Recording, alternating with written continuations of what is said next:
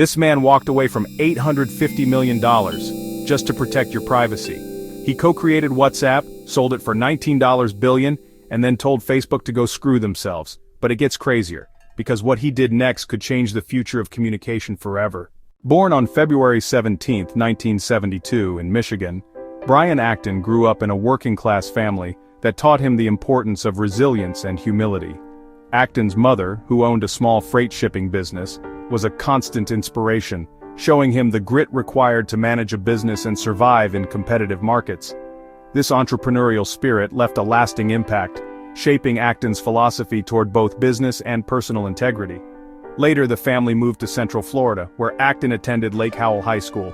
He was a studious and driven student, excelling in mathematics and science, and he won a full scholarship to the University of Pennsylvania.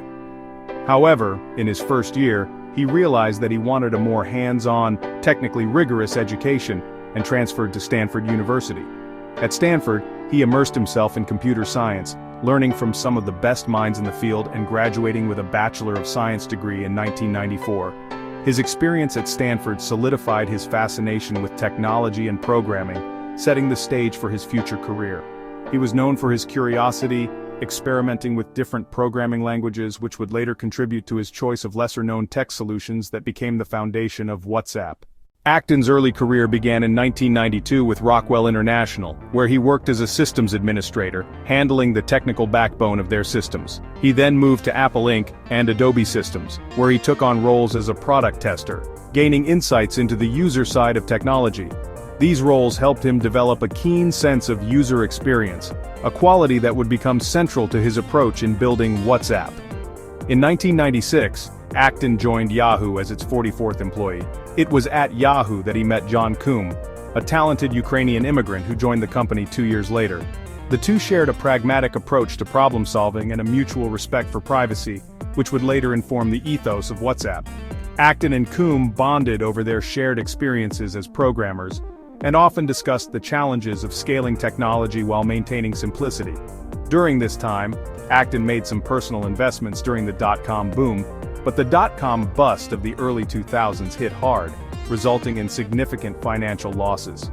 Acton later reflected that the bust taught him the importance of financial restraint, making him cautious about business ventures based on short-term gains. Despite these losses, Acton was undeterred, driven by the potential he saw in technology as a force for global change. In 2007, after more than a decade at Yahoo, Acton and Koum left the company to explore their own entrepreneurial interests. They took a year off to travel through South America, where they were struck by the high costs and limitations of mobile communication in developing countries. This experience planted the seeds for what would become WhatsApp, a messaging platform that could serve as an alternative to costly SMS services, especially in regions where affordable communication was a rarity. In early 2009, Koum bought an iPhone and saw the vast potential of Apple's newly launched App Store. He approached Acton with the idea of a messaging app that would let people communicate affordably across borders, leveraging the internet instead of traditional SMS. Acton loved the idea and helped secure $250,000 in seed funding, marking the birth of WhatsApp Inc. He officially joined Koum as co-founder later that year.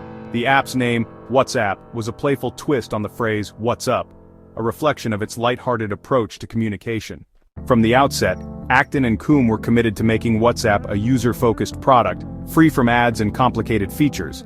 Acton, in particular, was wary of the surveillance that came with data monetization, choosing to reject any form of advertising. Instead, they kept WhatsApp simple, allowing users to send texts, photos, and videos with minimal data usage. Acton's approach was to let the app sell itself, relying on word of mouth and organic growth rather than traditional marketing. This anti-marketing strategy resonated as WhatsApp filled a global niche for a simple, reliable, and affordable communication platform. The success of WhatsApp can largely be attributed to Acton and Koum's unconventional philosophy. Unlike many Silicon Valley startups that prioritize rapid expansion and advertising revenue, Acton believed in quiet growth. He avoided the typical tech route of integrating ads or tracking user data, stating, "You don't make anyone's life better by making advertisements work better." This stance on privacy was radical at the time, especially as data monetization was quickly becoming a standard revenue model for most apps. Acton and Koum instead introduced a modest annual subscription fee for WhatsApp after the first year, but even this was later removed to ensure access in economically disadvantaged regions. WhatsApp's minimalist design focused on the user experience rather than flashy features. Our mission was to build something that just works, a tool people can rely on without worrying about their privacy, Acton once said. This approach attracted a loyal, global user base that valued security and ease of use over frills. WhatsApp's growth was explosive. By 2013, the app had gained around 400 million active users, far exceeding the growth of competing messaging apps. This rapid expansion caught the attention of Facebook, which was seeking to expand its messaging capabilities worldwide. In February 2014, Facebook acquired WhatsApp for $19 billion in cash and stock, the largest acquisition in Facebook's history at the time. Acton's personal wealth soared to billions as he held a significant stake in WhatsApp. Despite the financial rewards, Acton and Koum had philosophical differences with Facebook's management regarding monetization and user privacy. Acton especially was uneasy with Facebook's push to monetize WhatsApp through ads and data sharing. Facebook's business model was fundamentally at odds with Acton's core belief in privacy and transparency. In a move that showcased his commitment to principle over profit, Acton resigned from WhatsApp in September 2017, just before his final stock options would have vested. By leaving, he walked away from approximately $850 million in unvested options, underscoring his dedication to WhatsApp's original vision of user privacy. Acton's departure from Facebook did not signify an end to his mission. In 2018, he co-founded the Signal Foundation with cryptographer Moxie Marlinspike. Signal was a non-profit venture dedicated to developing open-source privacy technology for secure communication. Signal Messenger, the foundation's flagship app, was designed to offer end-to-end encryption, protecting messages from any form of data interception or surveillance. Acton committed $50 million of his personal wealth to fund Signal, establishing it as a non-profit to ensure that profit motives would never compromise user privacy. His dedication to privacy extended beyond words, as he personally endorsed the #delete Facebook movement, calling on users to reconsider how much access companies should have to their data. Signal quickly became popular among journalists, activists, and users worldwide who valued secure private communication.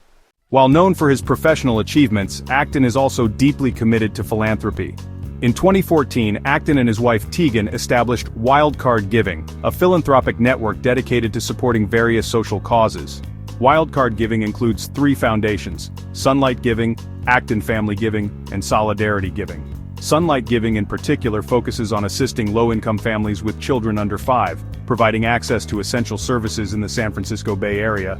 Acton and his wife are noted for their quiet approach to giving, choosing to work behind the scenes rather than seeking public recognition. Their philanthropic investments exceed $1 billion, demonstrating a commitment to giving back to their community and supporting underprivileged families.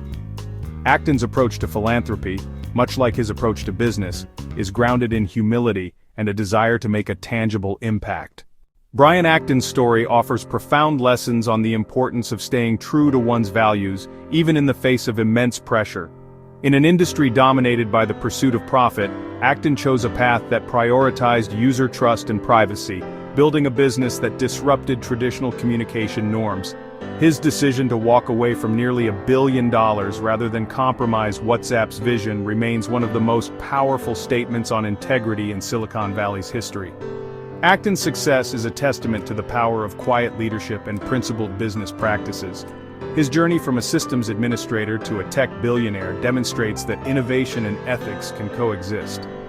As co-founder of WhatsApp and Signal, Acton's legacy lies not only in technological innovation, but in his steadfast commitment to empowering individuals through secure communication. For Acton, true success is measured not by wealth but by impact, a legacy that continues to inspire tech leaders and privacy advocates around the world.